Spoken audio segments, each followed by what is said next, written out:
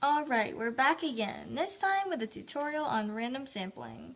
So what is random sampling? It's just a way of taking an unbiased representation of a group. This way, we can draw conclusions about the population without analyzing each and every person or item. This may seem confusing, but let me start with an example to make it easier. I have a cup with some bears in it right over here. Okay, some of these bears are red, okay, and some are green. Without dumping out the bears or looking into the cup, we can use random sampling to take a guess at the ratio of green bears to red bears in the cup. So let me make a chart right over here. This is red bears and this is green bears. Now I will randomly draw a bear and record it in the chart. So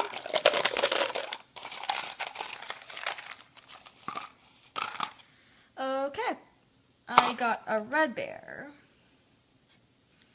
But this doesn't tell us anything. No conclusions can be drawn from this data because the sample space, or how many trials I ran, is much too small.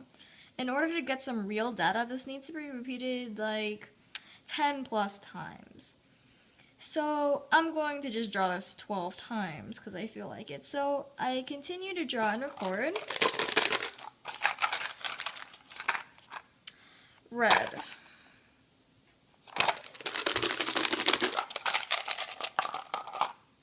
Green.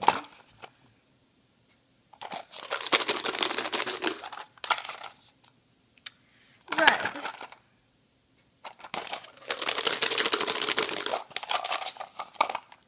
Red.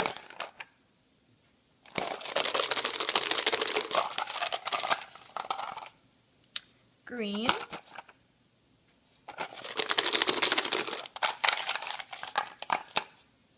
Red.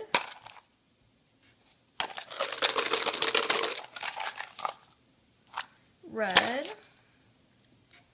Okay, so I've drawn 8, and it looks like there's more red bears.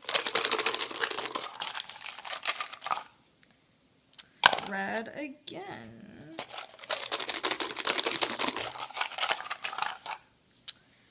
Red. Wow.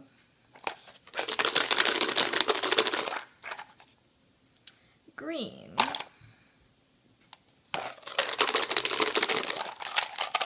And red.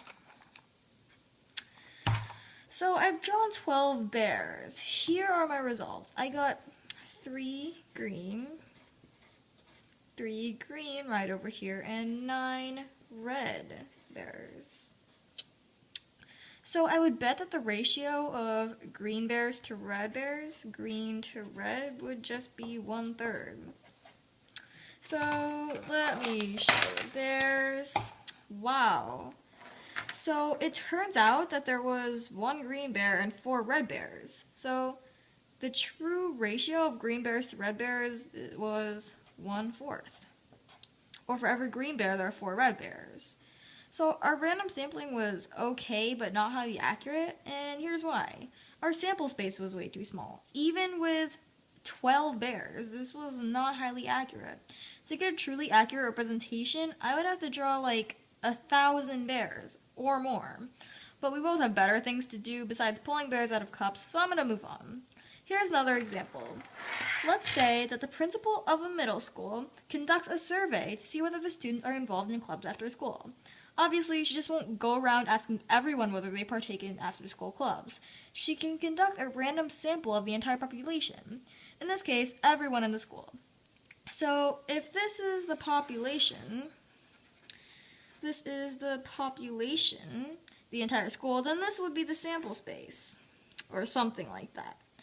So now keep in mind that this is a random sample. The principal won't go asking all the people that are, I don't know, exiting the math club room after school. That would obviously be biased. So let's say that she surveys 200 people, and 126 of those people out of 200 say that they partake in after-school clubs. Since this sample is representative of the entire population, it can be inferred that close to 63% of the students go to after-school clubs. Anyway, I hope you now have at least a little idea of what random sampling is. See you in the next video.